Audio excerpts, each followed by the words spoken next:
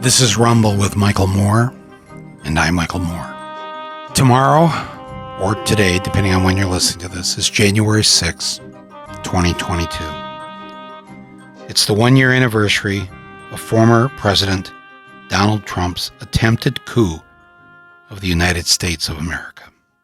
Following Trump's overwhelming loss to Joe Biden in the presidential election, the impeached and disgraced president spent weeks goading his loyal followers into taking matters into their own hands.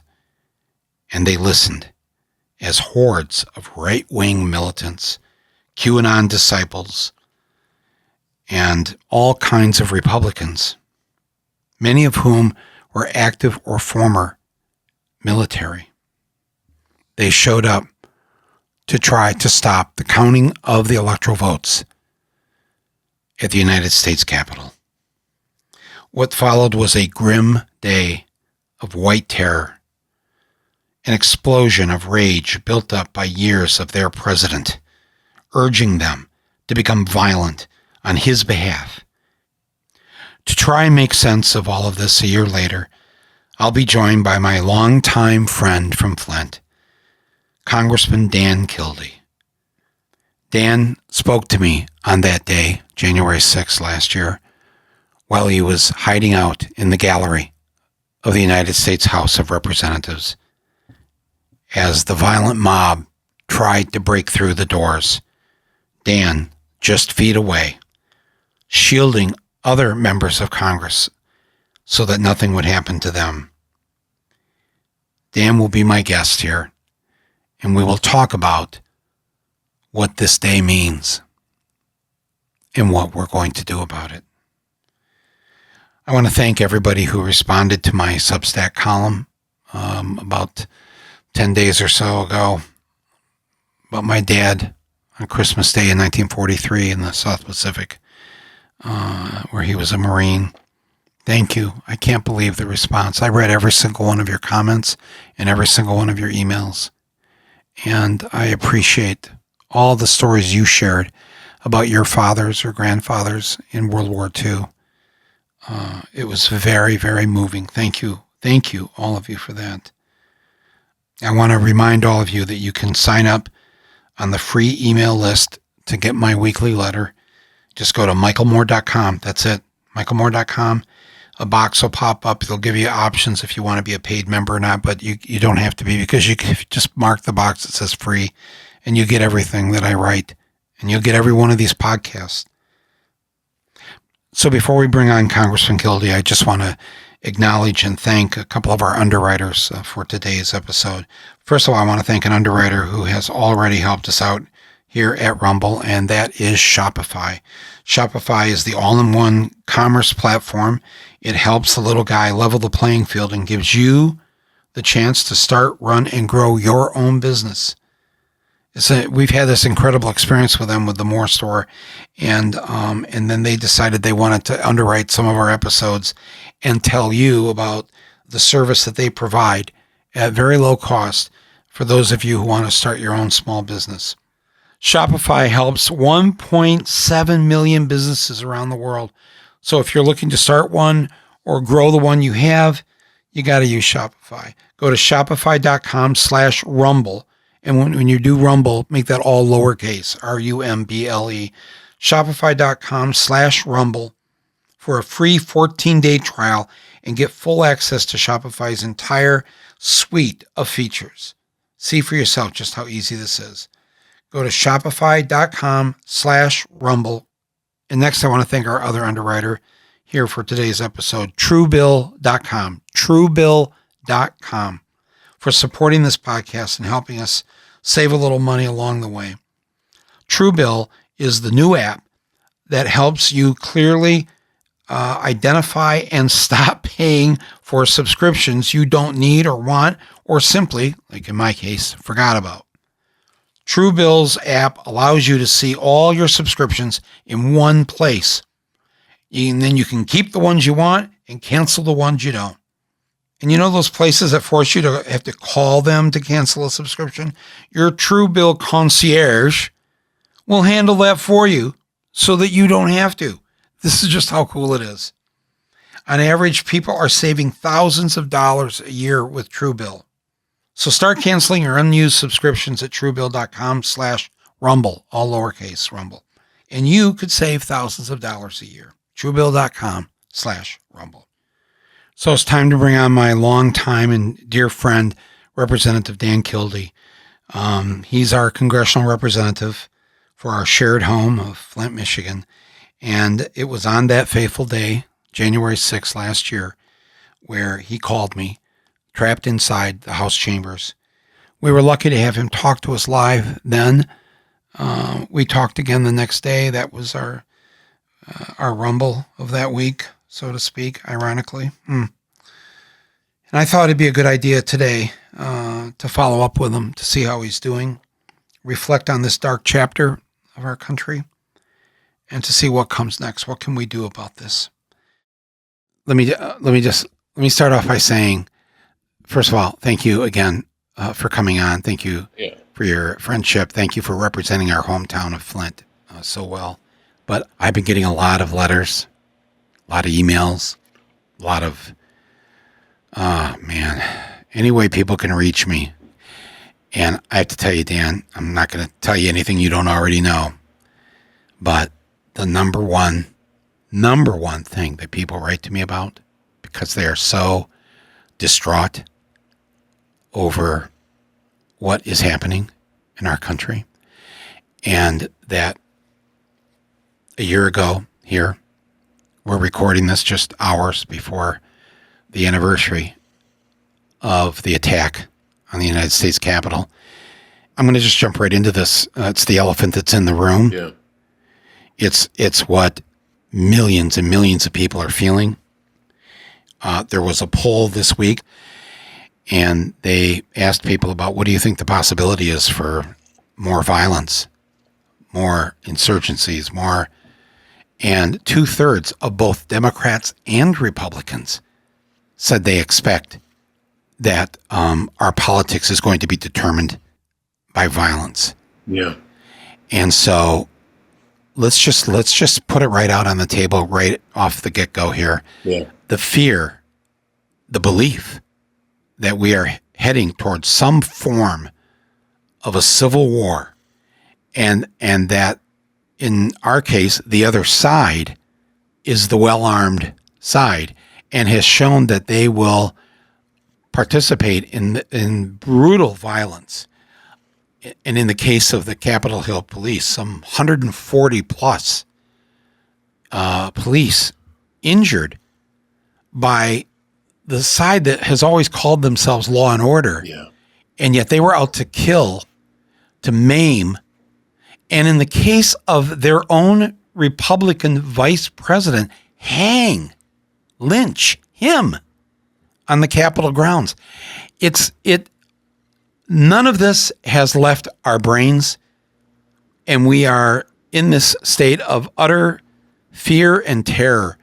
And I try my best to say, no, it's not going to happen. There's more of us than there are of them. They'll realize that this is all going to be okay. And here we are, a year to our the president, who they believe is not the president. They believe there's still the big lie that he lost. Dan, what are we going to do? What are we going to do about this? Because now I just have to acknowledge, I think it's a legitimate fear that people have, and it's widespread, Dan. It's widespread. So here you are, a person who would have been the first to die on that day a year ago, because you were trapped in there with, I don't know what there were there in the gallery, a dozen of you, maybe a few more, trapped, and they're trying to get in the door, and they're banging and banging. Yeah. And we're going to look back and see that actually this wasn't the worst. This was just the beginning. This was just for them, for the QAnons and everybody. This was their Lexington in the Senate chambers, Concord in the House. Yeah. And that, Lexington and Concord were the first, but there weren't that many people that died. that what's going to happen this year, this election, next year, 2024, Dan, we were just talking about John Lennon before going on. That song of his, all I want is some truth. Yeah. Give me some truth. Dan, give us some truth. The real thing, the thing that we don't want to say out loud. So the truth is that what happened on January 6th was not just something that happened on January 6th. Right. It's, this was not an isolated incident. I know that. I know that because of the messages I get, the threats I get, the fact that what January 6th opened was a period of violence, of the threat of violence in order to achieve power. And the sad reality is that there is one party, one political party in this country that is playing with fire. And that's the I think the challenge to us all, and is to not accept this bullshit of equivalency. And I just saw, unfortunately, one of my colleagues that I've given some credit to, a guy named Peter Meyer, a Republican from the West Grand Rapids, and he voted for the impeachment, and he did the right thing a few times. But I saw an interview with him just a couple of days ago, where he's trying to now create this false equivalency, that there are extreme voices on both sides of the political spectrum, and we all need to kind of find our way back. And that is just such a disservice to truth, because the truth is there is an element in our society that is embracing violence as a political tool. We've seen this happen in societies over history and currently all across the planet. We are not exempt from that reality. And we have to acknowledge that in order to deal with it. And I think the biggest, I think, message right now is for people to hear that this can all fall apart, and violence will occur again if somehow we don't see it for what it is, and that is, a real threat to everything we believe in. One of the things that has been hardest for me to deal with in the wake of January 6th is that I thought that moment would break the fever. I mean, how naive could I have been? I thought that moment would be enough to break the fever, and that a majority of right-thinking, maybe misguided, but patriotic Republicans would say, all right, enough is enough. And for about 24 hours, that's less than 24 hours. For a few hours, that was the case. And now they are in full embrace again, playing with fire, believing somehow if they coddle these people with violent tendencies, it's part of the building blocks of their political coalition that they're trying to build to win elections. And to hold on to the power Power. They can't, if it's a real democracy and all the votes are counted, they won't hold that power, because now we've seen, but the people have spoken across the country, that more people vote for Democrats than Republicans. That's just a fact. And the fact that we, meaning those of us sort of from the center to the far left, many of us believe,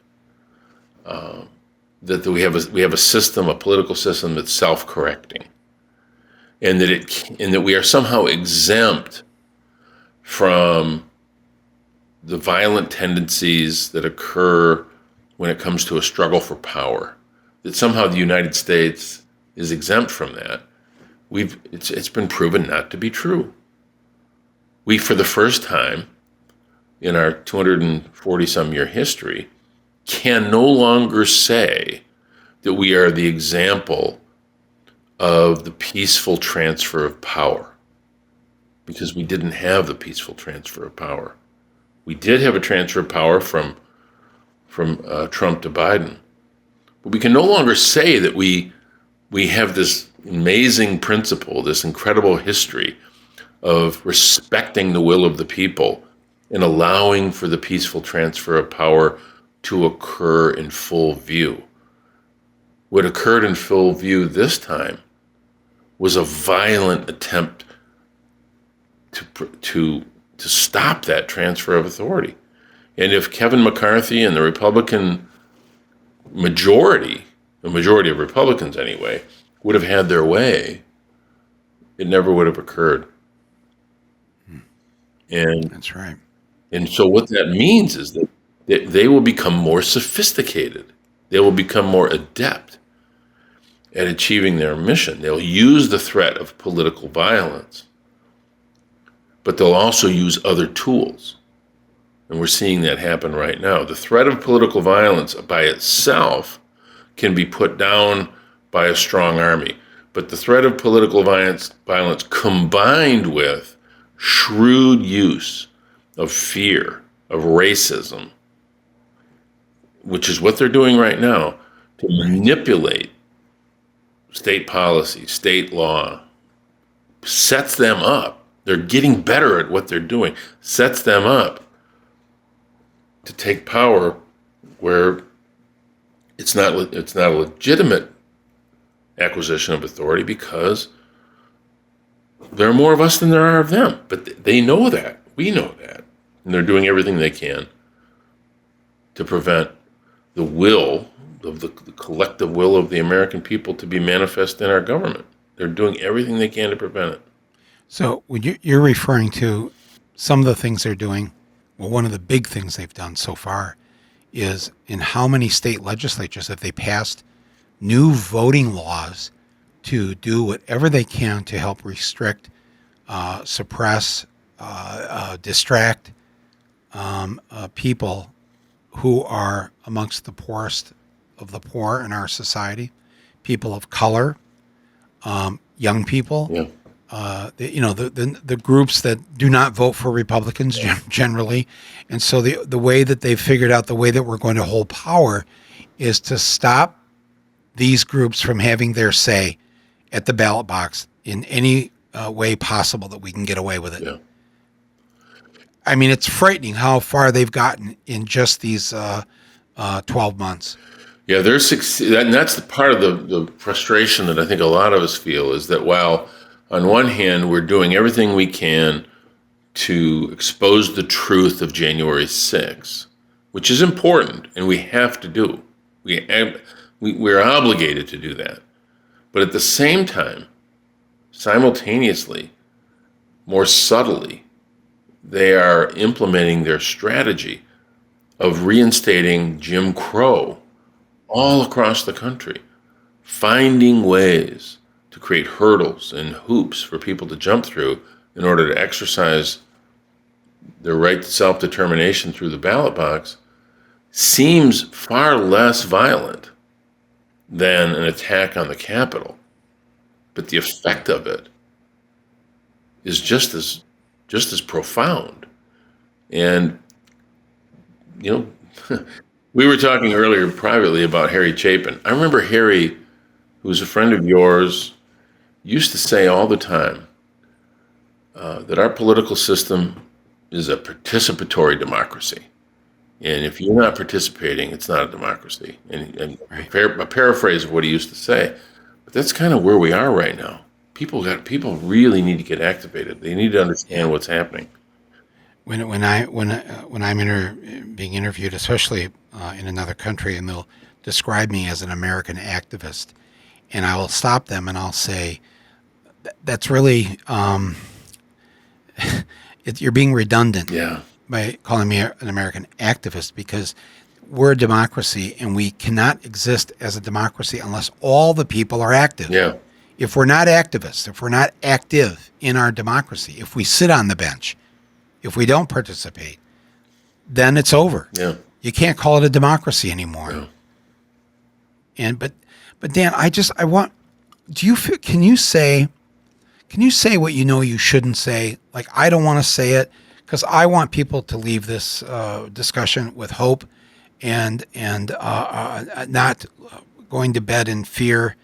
But how do we speak the truth, even though, knowing we don't want people to feel hopeless, but in fact that we have something knocking at the door.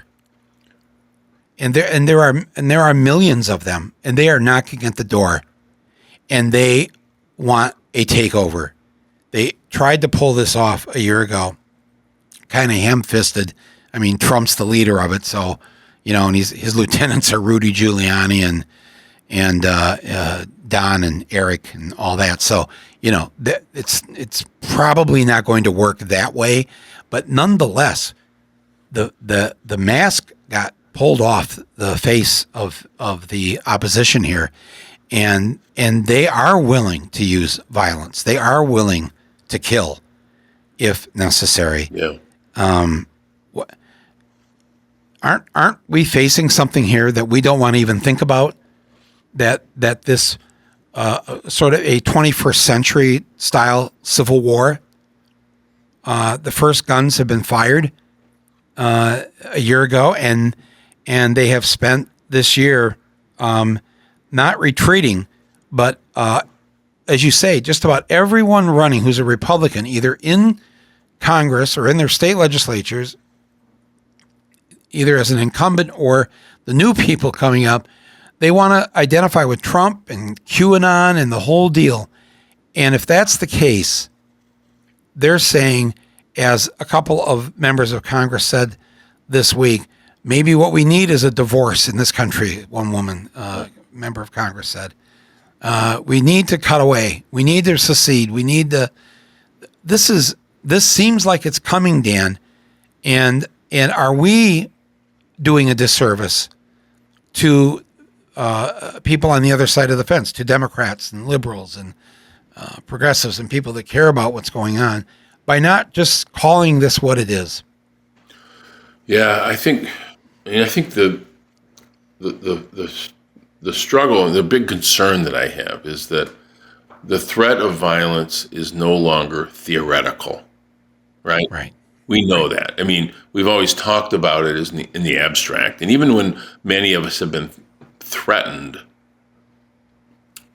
I get threats all the time. They've increased dramatically since January 6th, but we've had them over time. They're no longer an abstraction.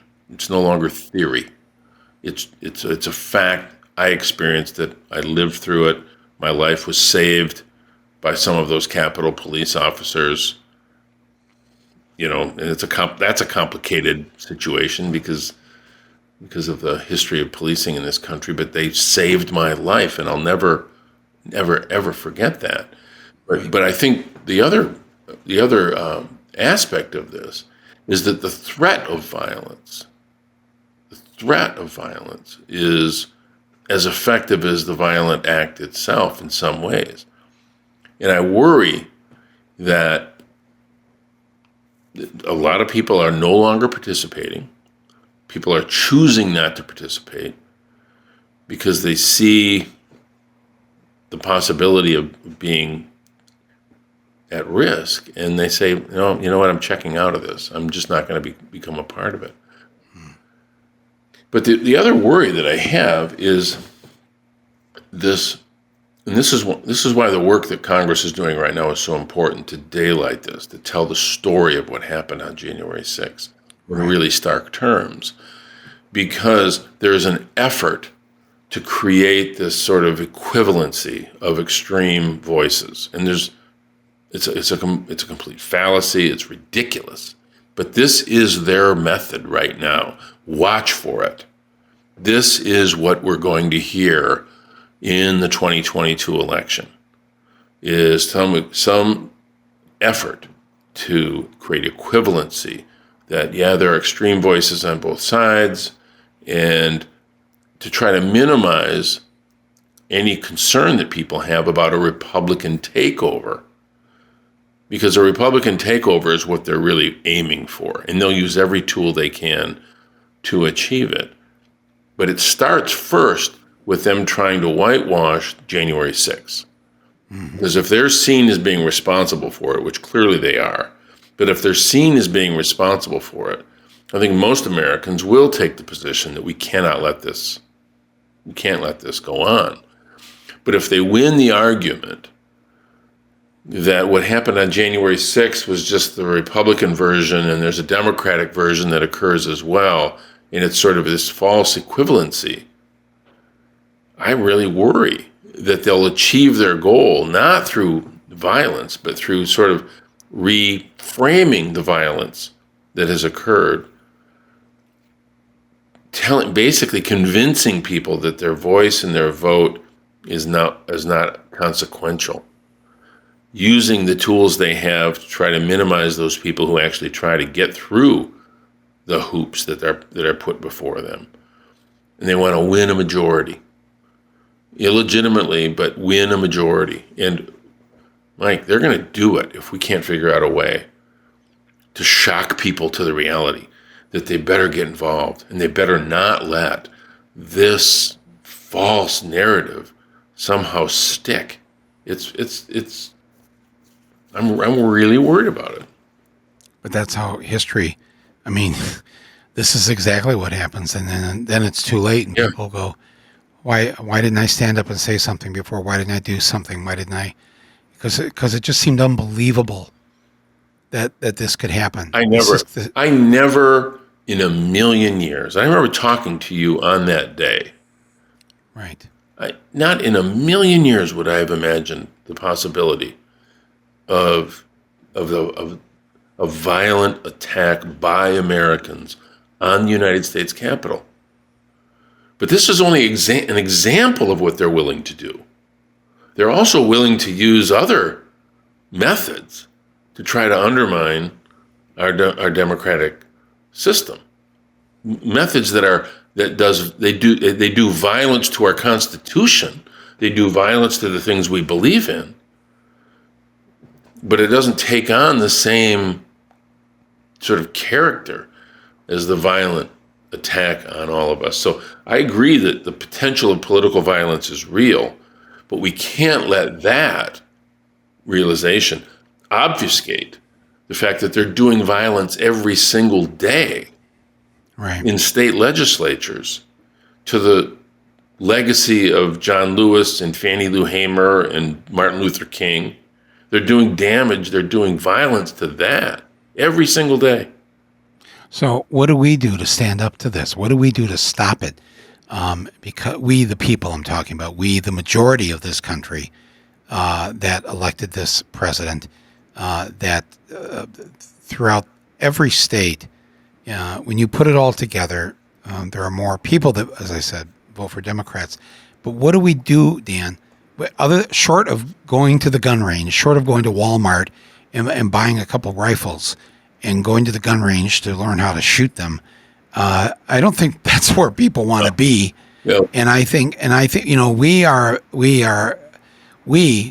the greater we of liberal, left, progressive America are peaceful people and have no desire to have this turn to this kind of violence. But enough people, Dan, are very concerned about this. So what advice do you have? What guidance here do you have for us? Because this is coming down the pike. Yeah. And it's coming down very fast. Nope. And it'll be over before we know it, and we're going to go, what happened to our country? Right. Well, there are two things we can do. One is more difficult than the other.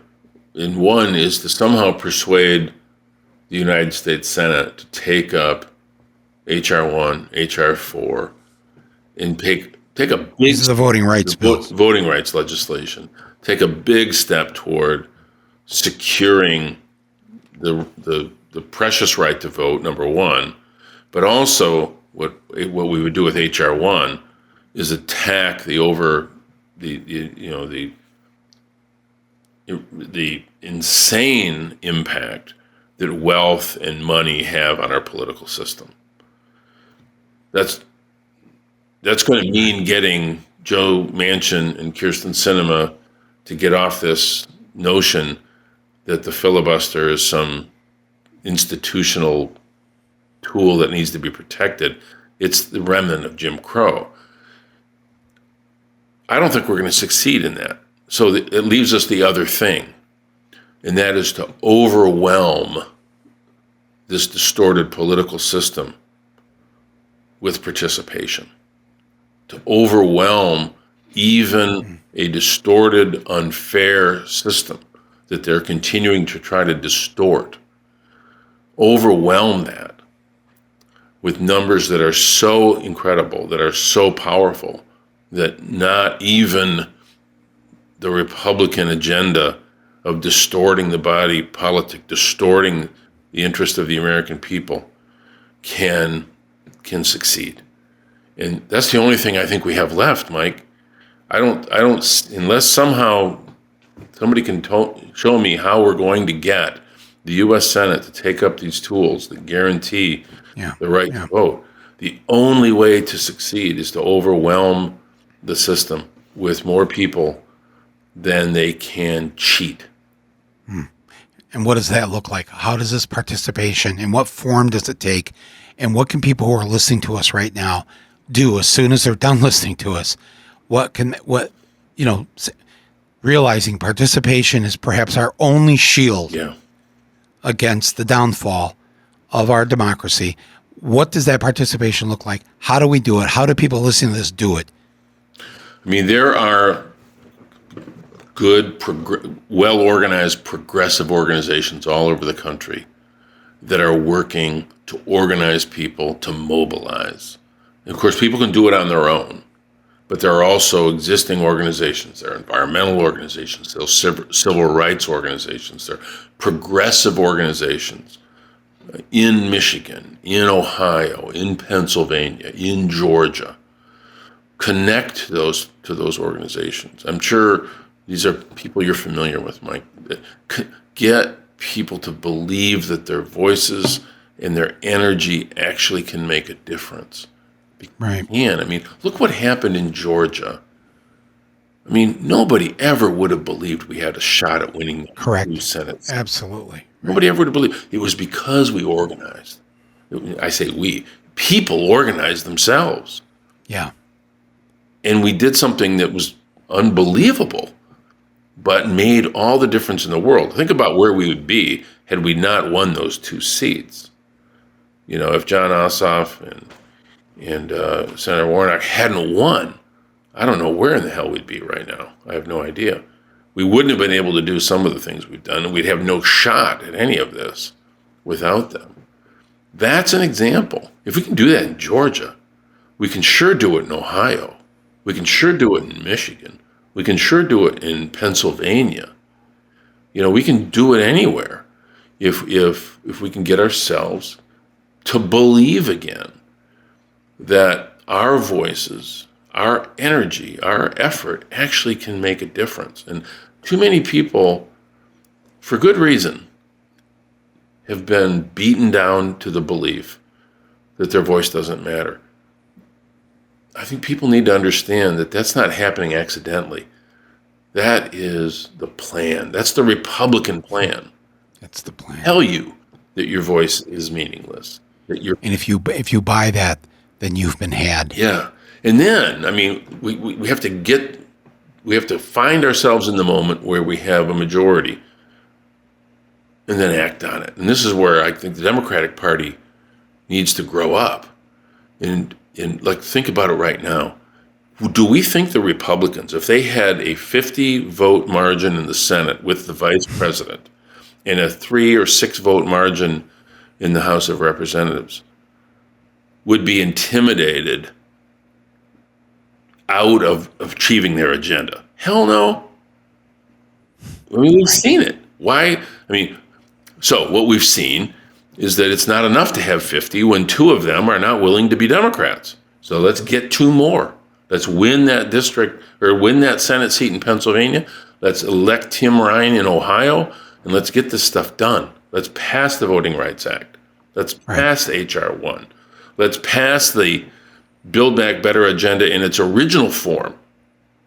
We could have done all of that, Right. With just those few seats. And so let's focus on being practical and take action that will actually deliver for us. And the only way we do that, we've seen this over and over again, is we have to overcome the Republican effort with numbers that are too big to rig, too big to cheat. Well, as you know, I've been a believer in this for a long time, that it doesn't take much if people get off the sofa and get active and get involved. I will say, you mentioned, of course, yes, there are some great groups that people can get involved in around the country.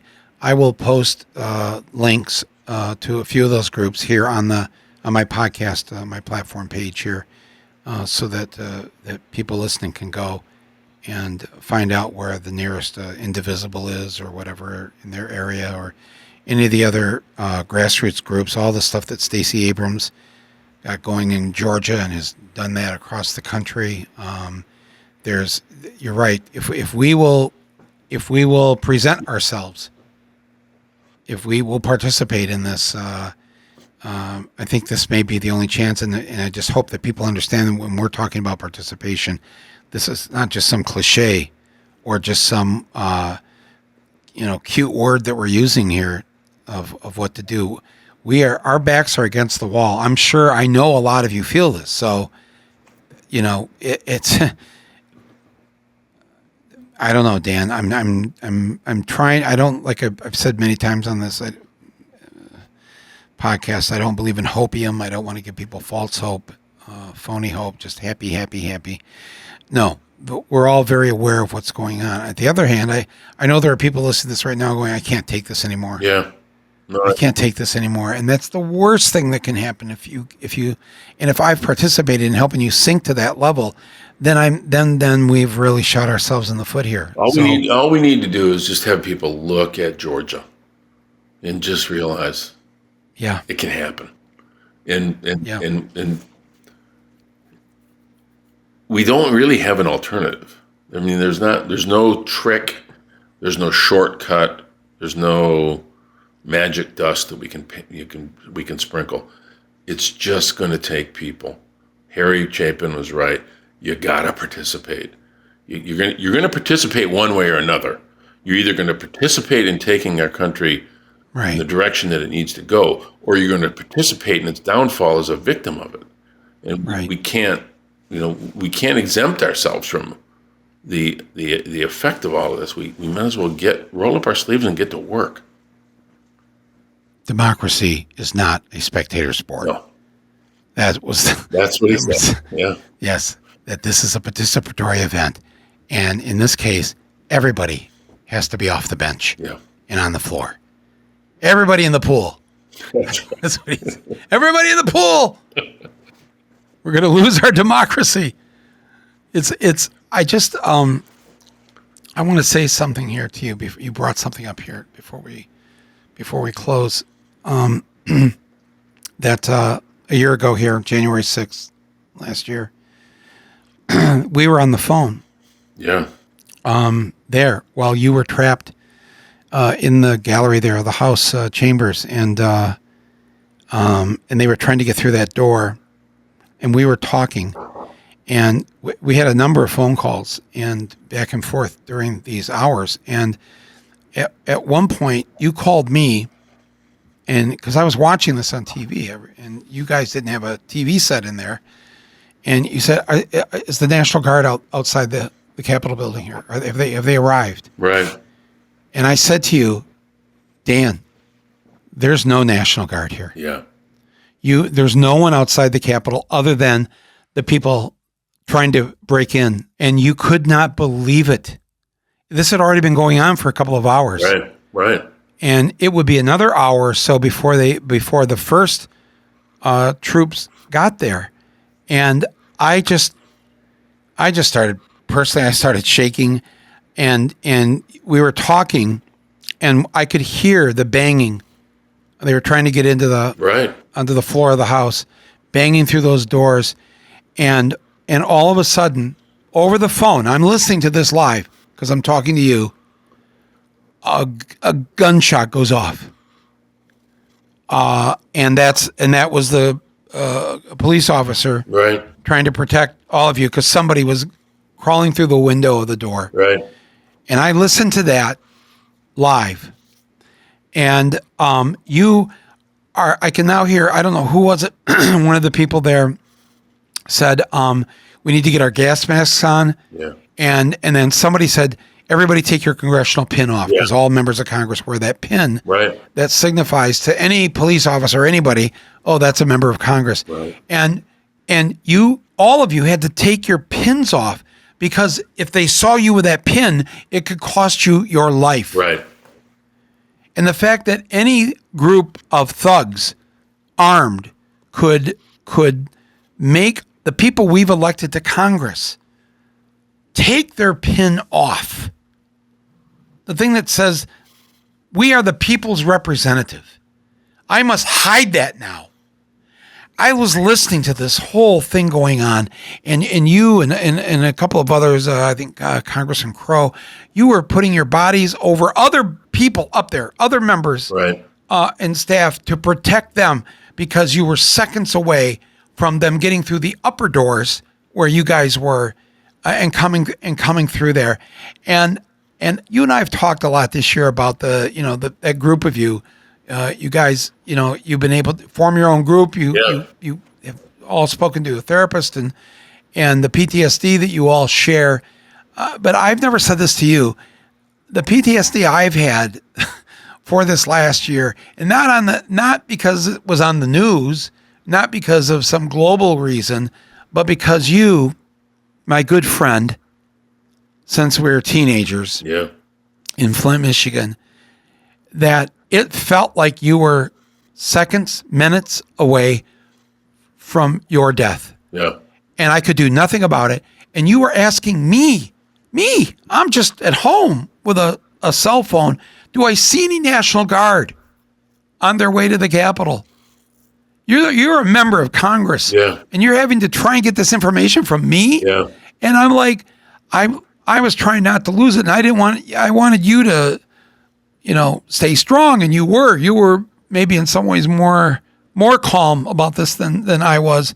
And then only later when you realized just how close you were possibly to your own death. But I've had to think about this whole year. And I wanted to talk to you here on this day, in this moment of this anniversary to say to you, first of all, I'm glad you're alive. Your loss to me would be profound. And to the people of Flint and the whole Flint area, that part of Michigan that you represent, we've suffered enough there in that part of Michigan, and to have our member that we elected to have this happen to you, Dan. I mean, I just it rattled me in a big way, and it certainly didn't help that I listened to it live over your phone while you were there live, and you can hear the bang, bang, bang, trying to get in. Yeah. And the gun goes off. I think back on that a lot. And I do remember our conversation because I remember being confused about why the National Guard wasn't there, and for the first time I remember being fearful that, my life was at stake. I mean, it was at risk. And realizing where I was, I thought this didn't make any sense to me.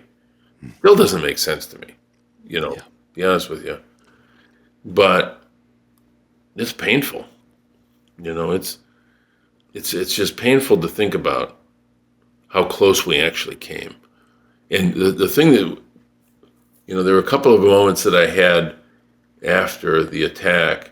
I actually went back and looked at your, you made some comments on Facebook, I think it was, while you were watching it. I remember just seeing the terror on your face and realizing, shit, I was really in trouble. Because when you're in the middle of it, it's hard to completely understand what's going on.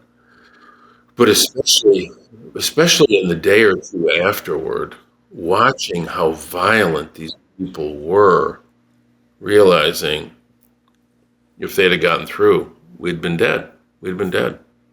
And that's, So you realize now that the job you hold, this job of serving people of the Flint and mid-Michigan area there, you realize that you have to do so now. Your life is on the line. yeah, I mean, is it, I haven't asked you this because it's just such an awful thing to think about, but would you be willing to do that for this country, for the people that you serve, if it came to that? Because I personally think every day you walk in there, you have no idea what's going to happen. no idea at all. I have these conversations with my wife, with my kids, with my mom. My mom's 87. Right. And what I worry about, it's not so much me because I'm here already. I'm in it. But part of what they're trying to achieve is to prevent people like us from being willing to do this stuff, to do this work. They're trying to scare us away from it. And, so far they haven't done that to me. This, I don't know why, but it's too important. This is just too important. But there could come a time where they succeed through violence, through the threat of violence. And I think it's happening right now. There are people who are deciding not to enter into the public sphere, to do the work that we're talking about here in any role, because they don't want to be subjected to this poison. And that's terrible. That's frightening. Yeah. What do your kids say? Do your kids want you to quit? I think they'd be happy if I did. I mean, they know me well enough not to ask that of me. Yeah. But like my oldest son, Ryan, who you remember when he was a little boy. Yeah. He's 42 years old, and he had to explain to my granddaughter, his daughter, that I survived. That was a lot for me to take, and a lot for him to take. Right. He had to explain to her that I was okay, that I lived, basically. I mean, this is the United States of America. This isn't supposed to happen here, right? That's not right. supposed to happen here. No. And it can. We are not exempt from these tendencies, and that's where I can't tolerate. I can't look at these Republican members of Congress, not the ones who are the complete nutcases. I'm not talking about Marjorie Taylor Greene or Paul Gosar. They're insane. Right. What I'm talking about are the people who are quiet and who are willing to let me and my family live in fear because it helps them in the November election. They believe if they coddle this insane 20 or 30% of the people who believe all this fantasy and don't tell them the truth, that it's part of the building block they need to get to 50% plus one. And the price that they're willing to pay is a price that I pay, and that you pay, and that my family pays, and that people who depend on us to speak for them pay. It's just the most cynical use of political power that I've seen in this country, but It's what we see in other places.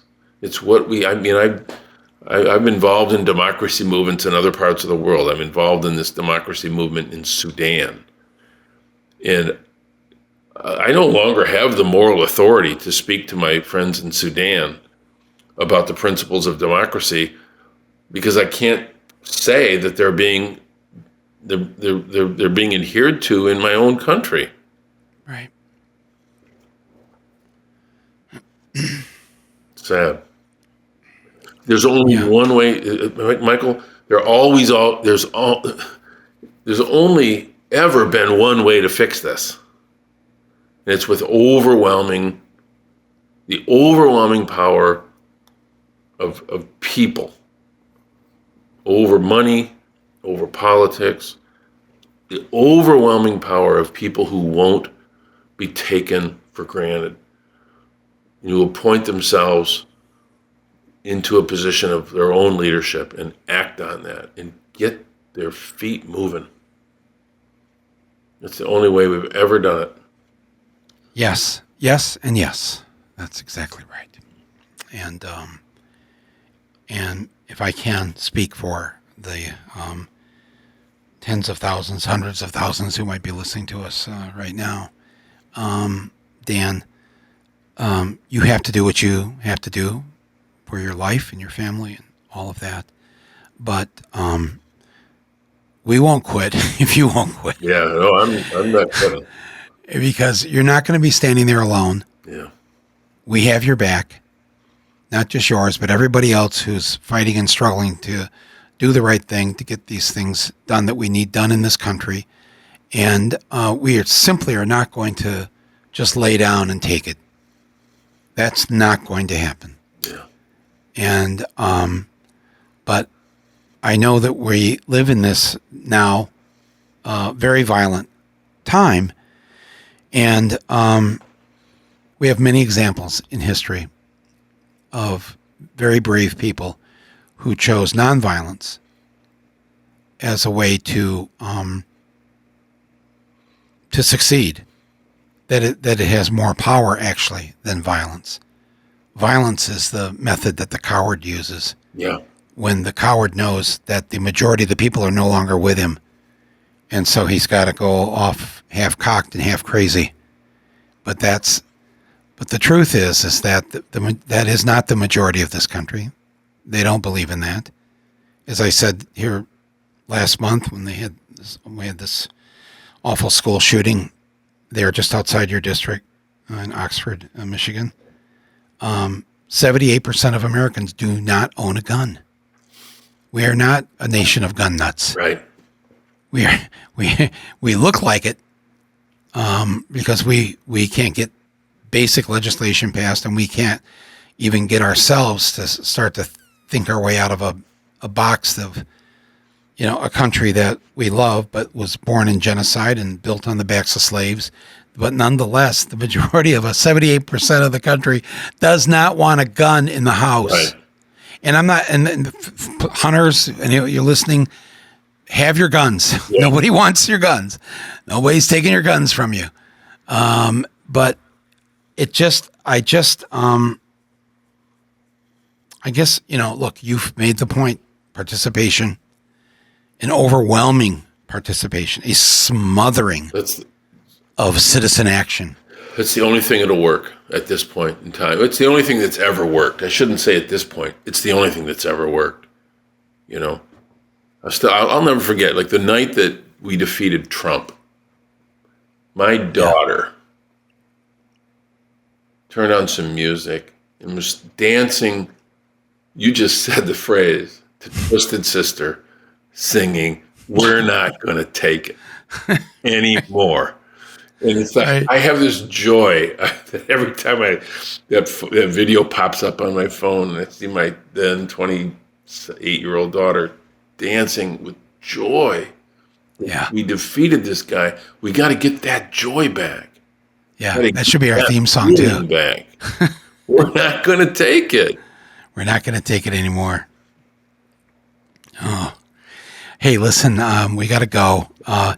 Michigan, we passed a constitutional amendment some almost 4 years ago now, to stop gerrymandering, make it illegal, and to try to do it the right way and not let a certain party, try to legally steal elections.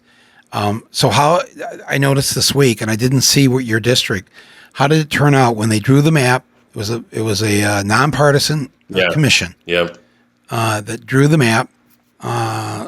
And how are you in your district? It's going to be a tougher race. My district got 2 points worse, which for me was about the best case scenario because I had to gain 100,000 people because we lost a seat.